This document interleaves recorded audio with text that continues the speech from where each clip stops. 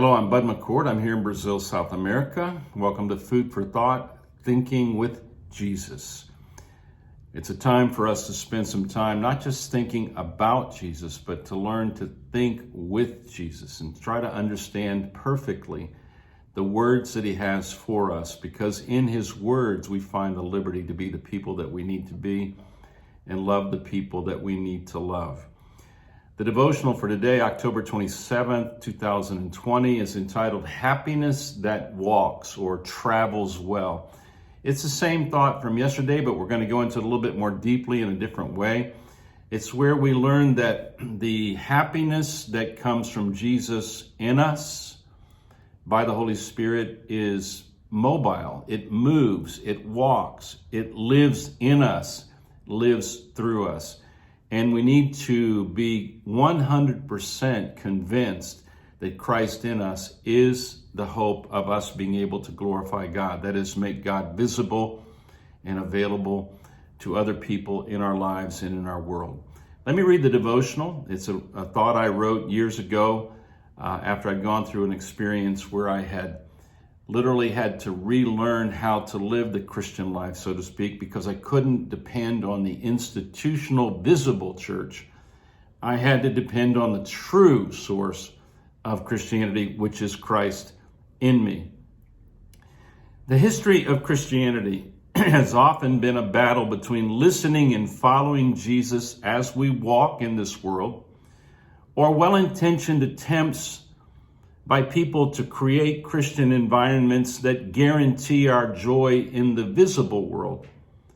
There have been Christian nations, Christian churches, Christian monasteries, Christian denominations, and many, many Christian leaders. They all existed visibly and managed to bring some joy to the people who supported the people or built up the institutional image of the Church of Jesus. Still, none of these managed to produce and maintain the full joy Jesus said he could produce and sustain in every believer as we walk with him. Why did attempts of joy created by places or leaders not succeed? Because they were not 100% based on the perfect word and presence of Jesus. They were not mobile. They did not walk well or travel well.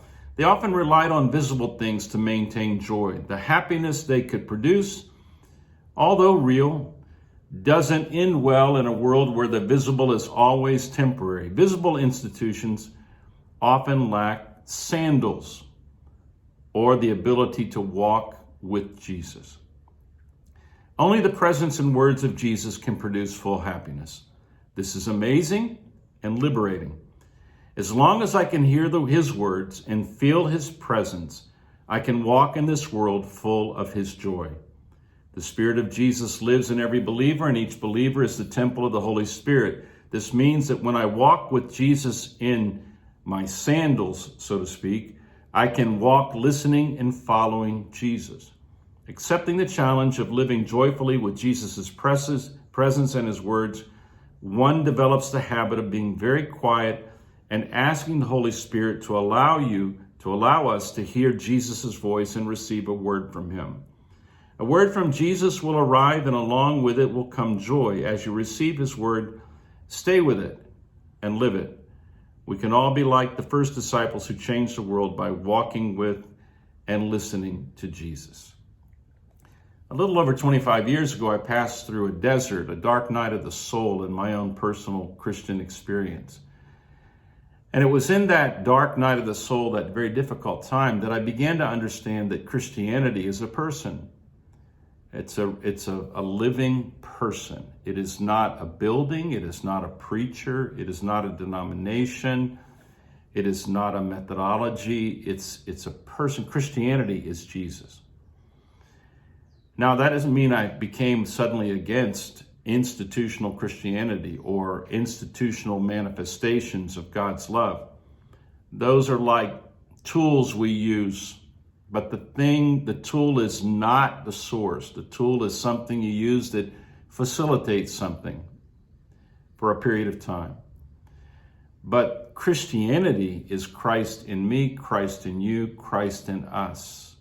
Christianity is 100% based upon what God has given to us in and through Jesus.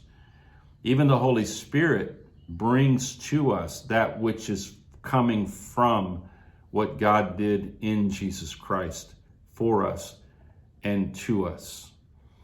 So I passed through this valley and I began to understand that my Christianity was far more intimate and far more personal than I had been led to believe. I had led others to believe also that they needed the structure of the church for their Christianity to fully function, or they needed the guidance of good Christian leaders for Christianity to function.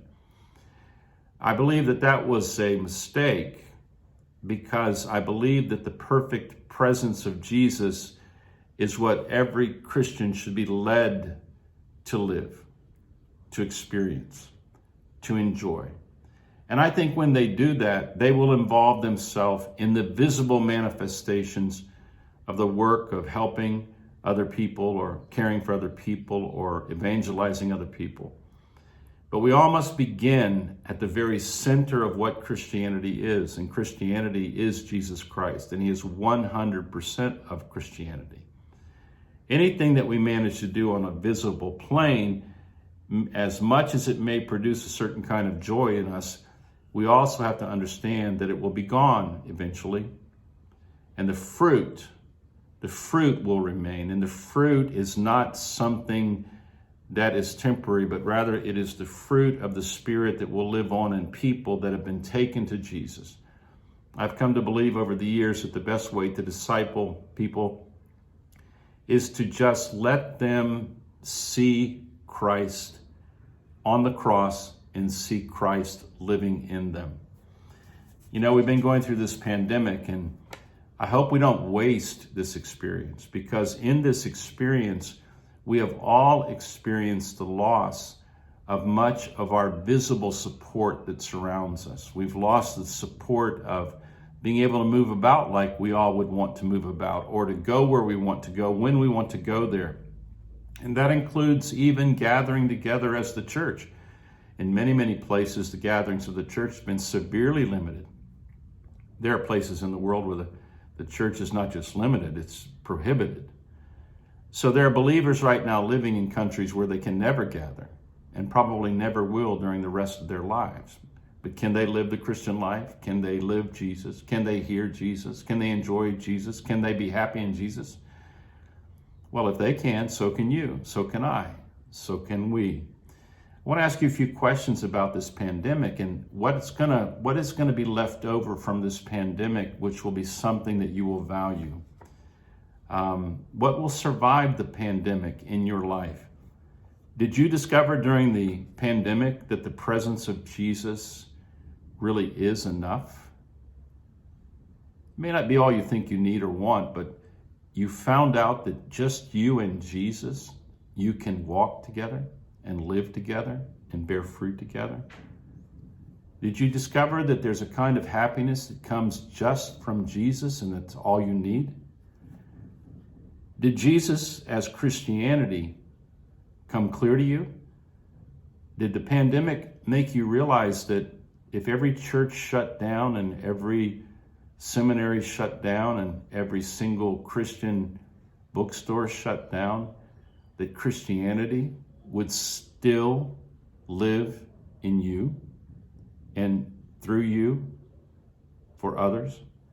Did the Holy Spirit bring Jesus' words to you during the pandemic? Did you ever feel that you were being taught and discipled by the Holy Spirit during this pandemic?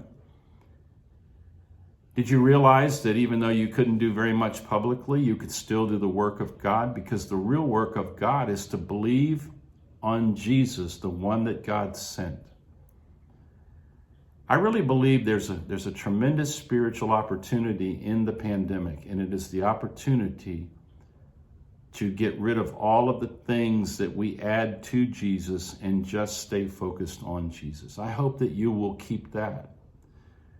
When I went through my dark night of the soul, when I came out of it with Jesus clearly focused in front of me. And I've tried to stay that way for the last 25 years. And I try to lead people to that place. And the pandemic, as far as I'm concerned, has led many people to see that Jesus is enough and he is Christianity, 100% of Christianity. And my relationship with Jesus is what makes me a Christian, someone who can bear fruit and glorify God. Hey, think on these things, take these thoughts to Jesus. God bless you.